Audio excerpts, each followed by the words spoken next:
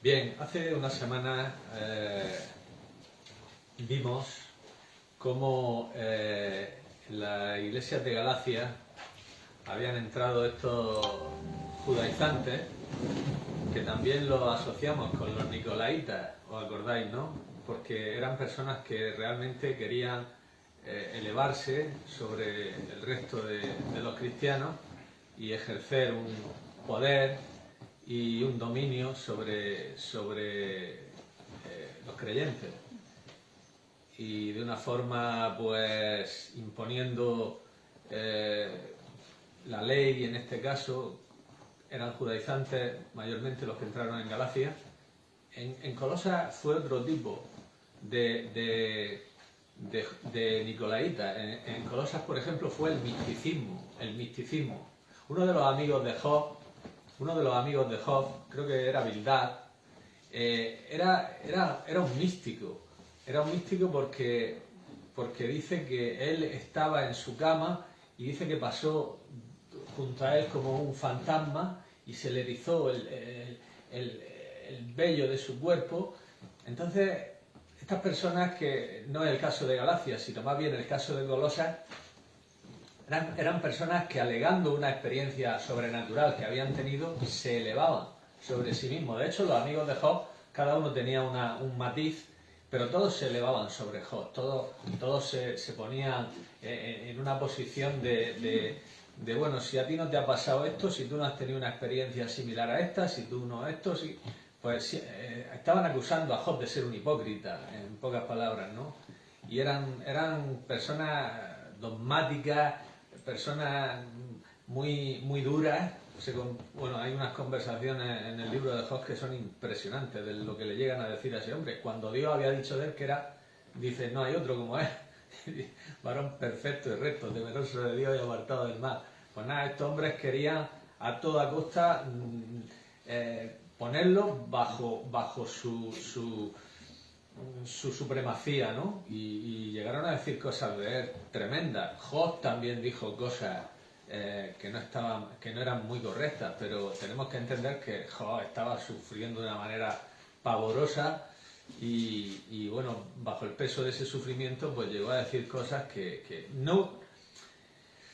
Luego, sin embargo, Dios, fijaros qué cosa tan maravillosa, que Dios le dijo a los tres amigos, dice, oye, dice, vosotros no habéis hablado de mí lo resto como mi siervo Job. Y Job había dicho cosas de Dios, que algunas de ellas no eran muy acertadas. Sin embargo, Dios como que le pasó por alto esas cosas, porque las dijo en un estado que, como él dice al principio del libro, en la primera respuesta que da a sus amigos, dice, es que no tenéis que tomarme en cuenta las palabras que digo, dice, porque soy una persona que está sufriendo mucho y que estoy y mi conciencia no está en mí como debe de estar, ¿no? Entonces no tenéis en cuenta tampoco que yo pueda decir, porque claro, lo primero que Job dice es maldecir el día. Bueno, pero no me quiero ir al tema de Job, no quiero hablar hoy de Job. Él maldice el día en que nació, ¿no? El día en que dijeron que había nacido un varón, y él maldice ese día porque estaba realmente, pues imaginaros, ¿no?, cómo estaba ese hombre, ¿no? Bueno, pero lo que quería deciros era esto, ¿no? Que estos nicolaitas siempre han estado ahí merodeando el cristianismo para imponerse, para imponer sus yugos, para imponer sus legalismos, para imponer ley, para imponer de todo, con el fin de tener controlada a la gente, tener dominada, poder sacar los beneficios para ellos y demás, ¿no? Entonces entendemos que Pablo hablara en ese tono que habló a esta iglesia de Galacia, ¿no? Cuando le dijo insensato, ¿qué nos fascinó para no obedecer a la verdad, ¿no? Habían comenzado en el espíritu y ahora estaban entrando otra vez en la carne, porque estaban volviendo a la ley, a los ritos de la carne, a la circuncisión, a guardar los días, a guardar los meses, a todo este tipo de cosas, ¿no? Entonces Pablo entendemos que habló de una manera realmente dura para despertarlos, ¿no? Y que reaccionaran. Por eso les dice en un momento, dice, me he hecho vuestro enemigo por deciros la verdad, porque les estaba hablando para que reaccionaran, ¿no? Y no se sometieran a estos nicolaitas, ¿no? Que habían entrado en la iglesia de Galacia, ¿no? Y vemos cómo toda la carta, además de ser una defensa impresionante y gloriosa del Evangelio de la gracia de Dios, también les pone el dedo en la llaga en el sentido de que estaban sometiéndose estaban perdiendo la libertad que tenemos en Cristo. En Cristo hay libertad, ¿no? Dice la palabra de Dios que somos libres. Conoceréis la verdad y la verdad os hará libres. ¿Libres de qué? Pues de todo yugo que quieran imponernos los hombres, el diablo, la ley, de todo tipo de yugo, ¿no? Y por eso le habla en este tono, ¿no? Y les dice que estén firmes, ¿no? En la libertad y vimos como el creyente pues no está bajo el antiguo pacto, sino que está bajo el nuevo pacto. Vimos el beneficio del nuevo pacto, ¿no? El nuevo pacto, como dije, y ya vamos a entrar en el tema de hoy, el nuevo pacto no es mejor moralmente, sino en cuanto a su eficacia, porque la moralidad de Dios no ha cambiado, pero sí es mejor en cuanto a su eficacia. No es que Dios se equivocara al hacer el antiguo pacto, no, el antiguo pacto tenía un propósito, la ley tenía un propósito, traer convicción de pecado y llevarnos a Cristo, mostrarnos que realmente somos pecadores. Por eso en Romanos 7 Pablo lo dice, ¿no? Dice, ¿qué diremos? ¿Que la ley es pecado? En ninguna manera. Pero yo no conocí el pecado sino por la ley, porque tampoco conociera la codicia si la ley no dijera no codiciarás. Entonces el pecado, tomando ocasión por el mandamiento, produjo en mí toda codicia. O sea, la ley fue dada de una forma sabia, de una forma buena por Dios, para mostrarnos nuestra pecaminosidad, para mostrarnos que no hay en nosotros ninguna manera de que podamos agradar y vivir según la voluntad de Dios. Entonces la ley nos lleva a Cristo, ¿no? Por eso dice Pablo en ese capítulo 3 glorioso de la epístola de los Gálatas, dice que la ley lo encerró todo bajo pecado para que la promesa, que es por la fe en Jesucristo, fuese dada a aquellos que se limitan a creer, ¿no?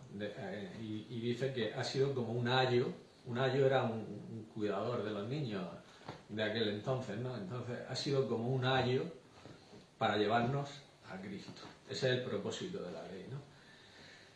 Entonces, pues estas personas estaban dejando, en vez de dejar la ley para volver a Cristo, ahora estaban dejando a Cristo para volver a la ley, al antiguo pacto. Hemos dicho que el nuevo pacto es mejor no moralmente, sino en cuanto a su eficacia. Porque dice Hebreos, capítulo 7 y versículo 19, que nada perfeccionó la ley. Nada perfeccionó la ley. La ley no fue dada para perfeccionarlo. Dice que por medio de la ley es el conocimiento de ¿qué? Del pecado. No es el conocimiento de Dios, es el conocimiento del pecado. Entonces, la ley no perfecciona, la ley simplemente apunta a Cristo, señala a Cristo. Entonces, pero sin embargo dice que Cristo, dice también el mismo libro de Hebreos, en el capítulo 8, en el capítulo 10, versículo 14, dice que con una sola ofrenda hizo perfecto para siempre a los santificados. O sea que aquí vemos la diferencia, una que no perfecciona y la otra que perfecciona.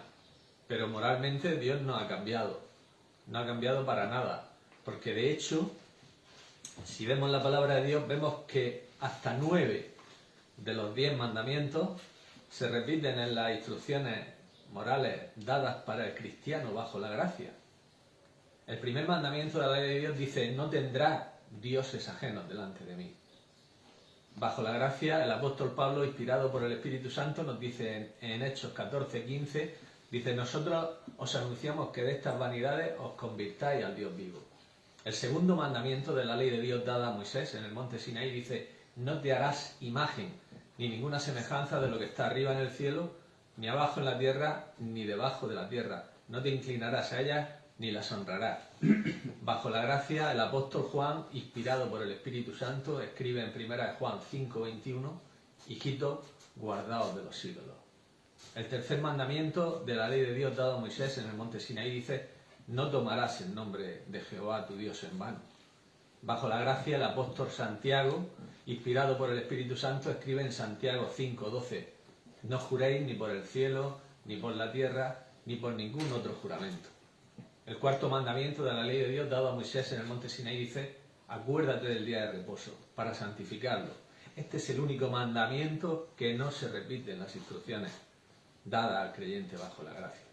El quinto mandamiento de la ley de Dios dado a Moisés en el monte Sinaí dice: honra a tu padre y a tu madre.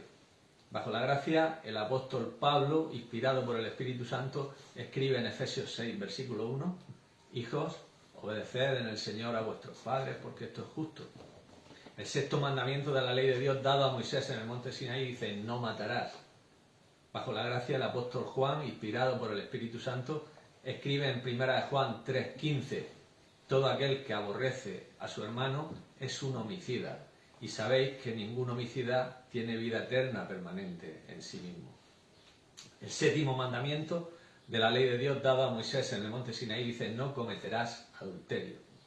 Bajo la gracia, el apóstol Pablo, inspirado por el Espíritu Santo, escribe en 1 Corintios 6, 9 y 10: ¿no sabéis que los injustos no heredarán el reino de Dios? No el rey, ni los fornicarios, ni los idólatras, ni los adúlteros, ni los afeminados, ni los que se echan con varones, ni los ladrones, ni los ávaros, ni los borrachos, ni los maldicientes, ni los estafadores heredarán el reino de Dios. Y esto eres algunos, mas ya habéis sido lavados, ya habéis sido santificados, ya habéis sido justificados en el nombre del Señor Jesús y por el Espíritu de nuestro Dios. El octavo mandamiento de la ley de Dios dado a Moisés en el monte Sinaí dice: no hurtarás. Bajo la gracia, el apóstol Pablo, inspirado por el Espíritu Santo, escribe en Efesios 4, versículo 28: el que hurtaba no hurte más. El noveno mandamiento de la ley de Dios dado a Moisés en el monte Sinaí dice: no dirás falso testimonio contra tu prójimo. Bajo la gracia, el apóstol Pablo, inspirado por el Espíritu Santo, escribe en Colosenses 3, versículo 9: no mintáis los unos a los otros. El décimo mandamiento de la ley de Dios dado a Moisés en el monte Sinaí dice: no codiciarás los bienes de tu prójimo. Bajo la gracia, el apóstol Pablo, inspirado por el Espíritu Santo, escribe en Efesios 5, versículo 3: pero avaricia ni aun se nombre entre vosotros, como conviene a santos. Entonces vemos que moralmente Dios no ha cambiado, pero hay unas instrucciones que no tenemos que echar mano de la ley, porque las tenemos todas en la gracia. Las tenemos todas en las instrucciones dadas bajo la gracia. Entonces, ¿qué podemos decir? Pues que Cristo, y no la ley, es la norma de vida para el cristiano. Cristo, y no la ley, es la norma de vida para el cristiano. Debemos de andar como Él anduvo. Y esta norma es mucho más elevada que la ley de Moisés. Por ejemplo, la ley de Moisés nos dice en Levítico capítulo 19, dice: ama a tu prójimo como a ti mismo. Bajo la gracia, el Señor Jesucristo, la noche antes de su muerte, dijo a sus discípulos: un mandamiento nuevo os doy, amaos unos a otros como yo os he amado. Entonces vemos que es una norma mucho más superior. Los 10 mandamientos no dicen nada acerca de una vida de oración. Bajo la gracia, el apóstol Pablo nos dice: orad sin cesar. Los 10 mandamientos no revelan que Dios es Padre.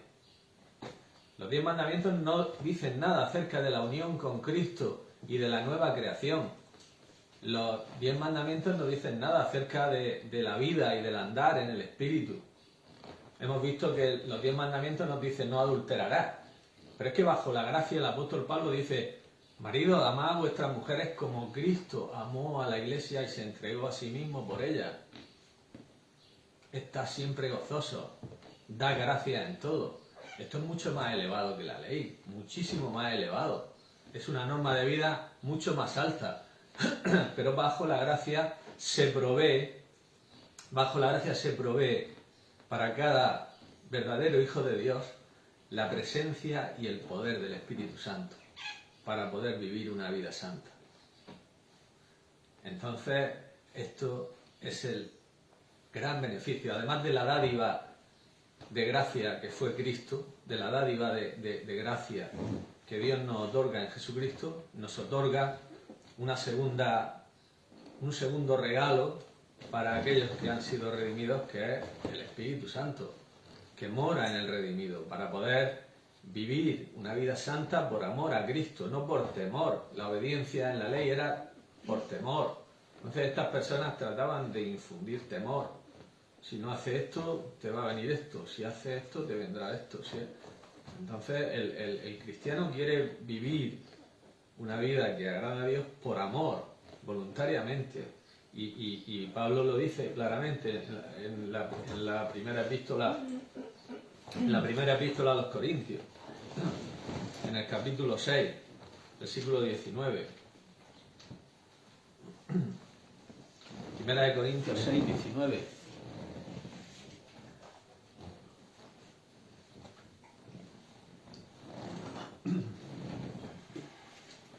Todos conocemos este versículo, pero es importante que no lo olvidemos.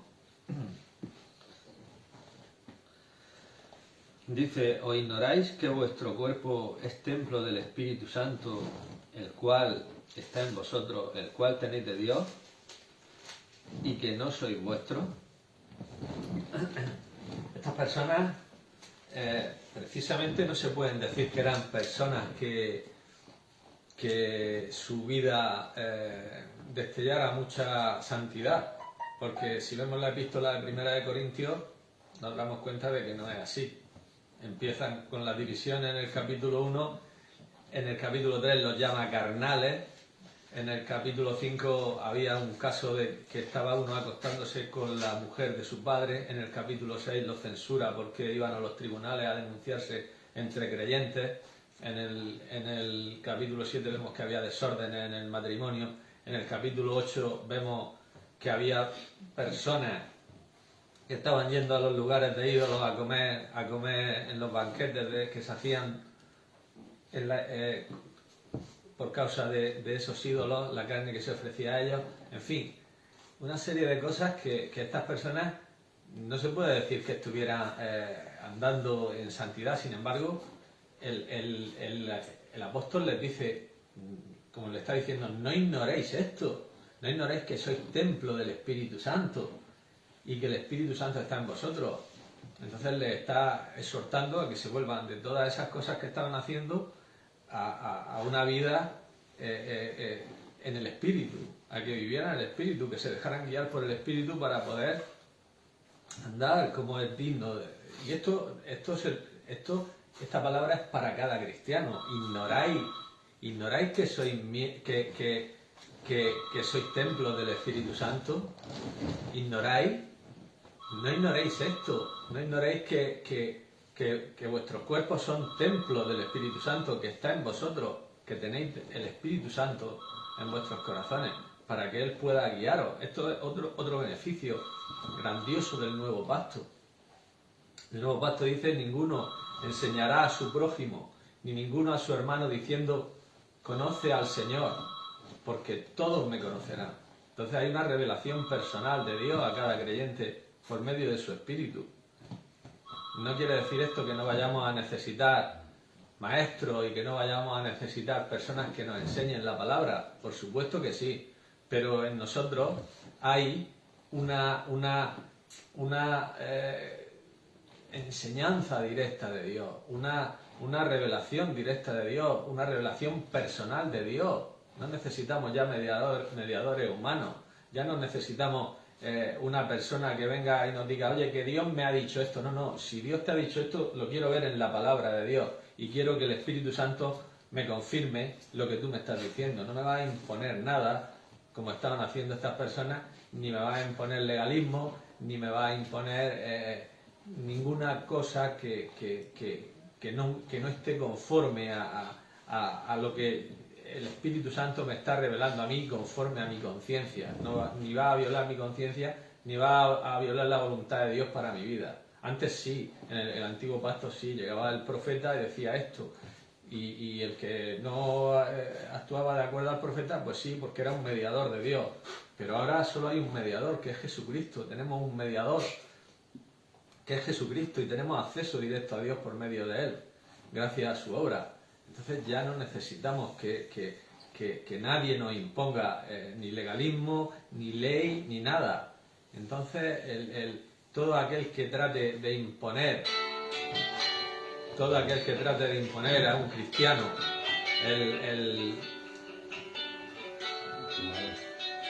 todo aquel que trate de imponer a un cristiano legalismo o cualquier otra cosa que no esté de acuerdo a la gracia, pues realmente no es conforme a la Escritura. Lo dejó muy bien dicho el apóstol Pablo en el libro de Colosenses, ¿no? En Colosenses, que también estaban entrando estos nicolaitas, en Colosenses 2:16,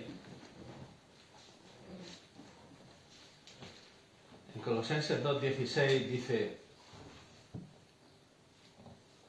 por tanto, nadie os juzgue en comida o en bebida, o en cuanto a días de fiesta, luna nueva o días de reposo. O sea, le está diciendo, habéis sido liberados de todos estos legalismos. Ya no tenéis que... si alguien quiere juzgaros, que lo haga, pero que no es conforme a Dios. Nadie os juzgue en cuanto a todo esto, en cuanto a todas estas cosas legalistas ni que provienen de la ley. No estamos bajo la ley, estamos bajo la gracia. Los que vienen con esto es otro evangelio. Lo dice muy claro Pablo en el primer capítulo de Gálatas. Dice que si alguno viene y os predica un evangelio diferente, sea anatema. Entonces, están bajo la condenación, porque anatema es ser maldito, ser condenado. Entonces, todos los que predican este tipo de evangelio están bajo anatema, están bajo maldición. Entonces, esto es una grave advertencia para aquellos que nos preciamos de ser predicadores del evangelio y de la palabra. Y debemos de tener mucho cuidado, porque el apóstol Pablo lo deja dicho, y además lo dice 2 veces, lo repite: si alguno predica diferente evangelio, sea anatema. Entonces, es una advertencia que está ahí repetida en Gálatas 1:8 y 9.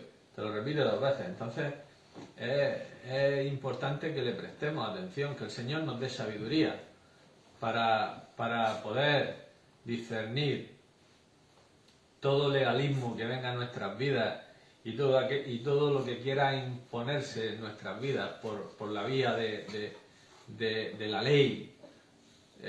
Que no busquemos ni la santidad, ni la santificación, ni la justificación por medio de nuestro propio esfuerzo, ni por medio del ritualismo, sino que dependamos del Espíritu de Cristo que está en nosotros, como hemos leído, y que es suficiente para toda necesidad espiritual que tengamos, para cualquier demanda de la gracia de Dios. Es más que suficiente.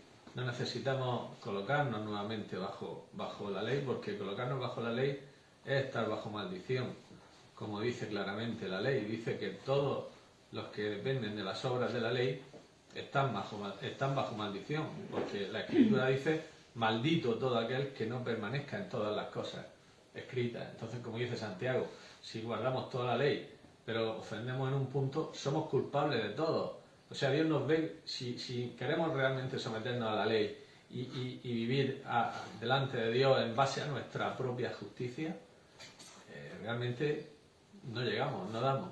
Porque Dios nos ve, dice que si ofendemos en un punto somos culpables de todo.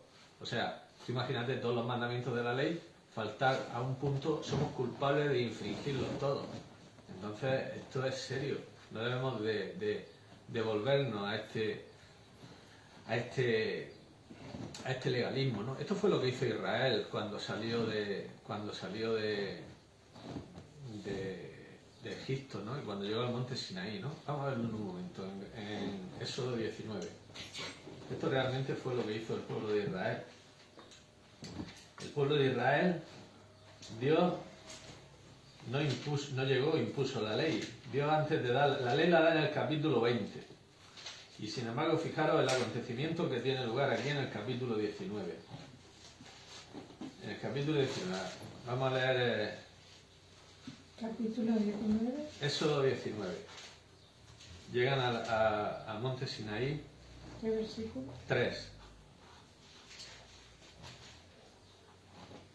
3 dice, y Moisés subió a Dios, y Jehová lo llamó desde el monte diciendo, así dirás a la casa de Jacob, y anunciarás a los hijos de Israel.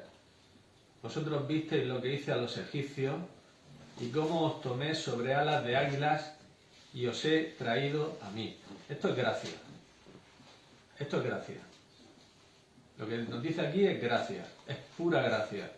Dios, por gracia, había liberado a su pueblo, lo había sacado de Egipto, a pesar de que era un pueblo incrédulo, un pueblo que se quejaba, un pueblo que constantemente estaba siempre quejándose, y eso lo podemos ver, ¿no? En el capítulo 16 queremos carne, en el capítulo 16 queremos carne, cuando comíamos pan allí en Egipto, que nos comíamos estos, los otros, queremos carne, en el capítulo 15 queremos agua, en el capítulo 17 otra vez queremos agua, otra vez no, siempre quejándose, ahora queremos esto, otra vez el pan liviano siempre de quejas, y sin embargo dice, a pesar de todo eso, la misericordia de Dios estuvo ahí.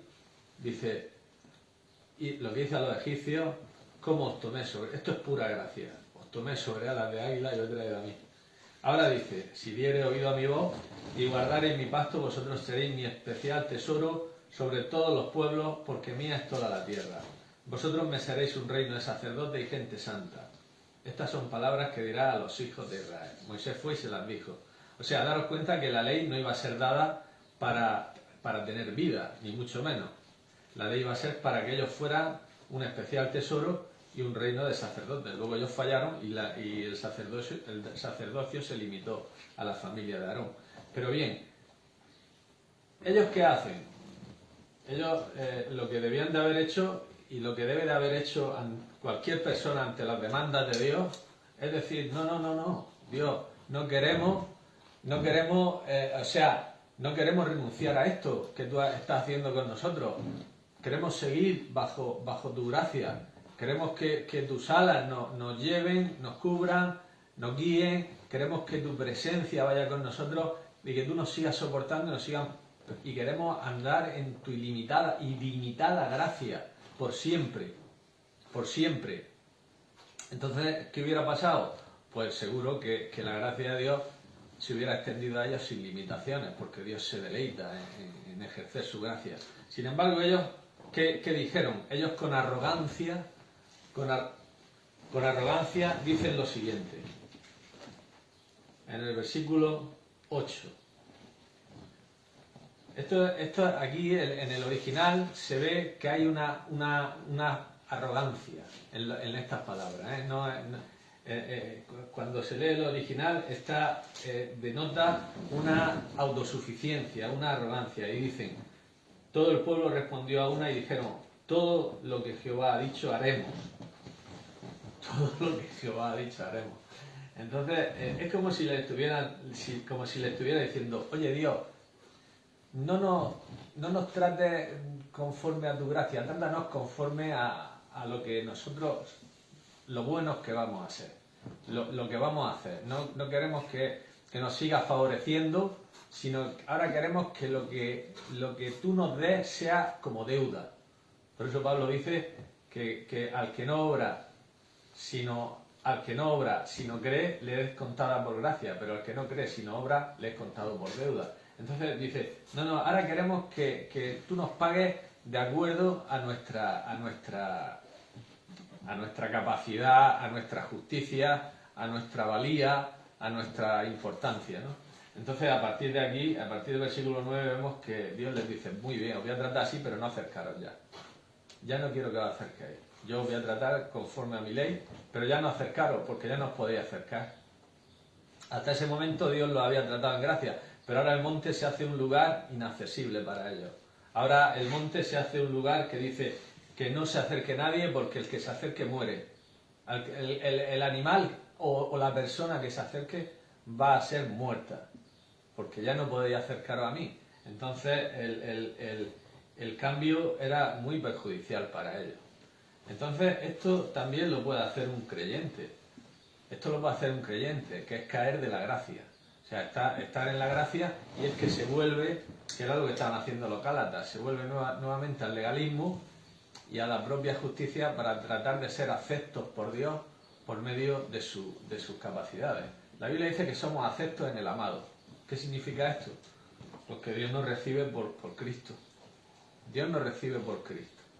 No nos recibe porque seamos buenos ni porque tengamos valía. Dios nos recibe simplemente por Cristo. Somos aceptos en el amado. O sea, somos aceptos porque estamos en Cristo. Por eso nos acepta Dios. Dios no nos acepta por nuestra justicia. Nuestras justicias son trapos de inmundicia.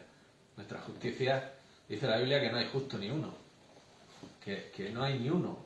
Que no hay nadie. Que todos hemos pecado y estamos destituidos. Entonces, Dios nos acepta por estar en Cristo, ni más ni menos. El ejemplo de esto es cuando David llama a Mefibosé, el hijo de Jonathan. Dios no llama a Jonathan, Dios no llama a Mefibosé porque valiera algo, si era un inútil, estaba impedido de los pies. Esto lo da a entender una persona que es un inútil, un discapacitado. Entonces, espiritualmente, nosotros estamos muertos antes de llegar al Señor. Y Él, cuando venimos a Cristo, nos trata, ¿por qué? Por amor a su Hijo. ¿Por qué trató David a Mefibosé así? Por amor a Jonathan. No fue por Mefibosé. Fue por amor a Jonathan. Dios amaba a Jonathan, o sea, David amaba a Jonathan, Dios ama a su Hijo, y nosotros estamos en Él, y es como si Dios viera a su Hijo en nosotros. Dios viera a su Hijo. Toda la oración de Juan 17 va de eso, va de que el Hijo nos protege y le pide al Padre que nos siga protegiendo cuando Él se vaya, por el hecho de que estamos en Él. Dice Cristo en esa oración, dice: cuando estaba en el mundo yo los guardaba en tu nombre y ninguno se perdió, salvo el hijo de perdición, Judas. Dice, y ahora voy a ti. Dice, ahora guárdalos en tu nombre. Guárdalos porque son míos. Porque son míos y me pertenecen. Y yo estoy en ellos. Por eso guárdalos. Y quiero que donde yo esté, ellos también estén conmigo. Para que vean la gloria. ¿Por qué Dios va a hacer eso con nosotros un día? ¿Por qué nos va a llevar, nos va a arrebatar al cielo y vamos a estar toda la eternidad con Cristo, protegidos bajo su, como dice el Salmo 91, bajo sus alas eternamente, cubriéndonos con sus plumas, en sentido metafórico? Dios no tiene plumas, pero es un sentido metafórico. ¿Por qué? Porque estamos en Cristo. Tenemos una cubierta que es Cristo sobre nosotros. Dios nos acepta en Cristo, Dios nos ve justos en Cristo, Dios nos oye nuestra oración como si fuera la de Cristo, porque estamos en Él. Entonces, el salirse de esa cobertura para volver a hacer lo que hizo este pueblo, no, nosotros ahora trátanos por nuestra justicia. Vamos a dejar a Cristo a un lado.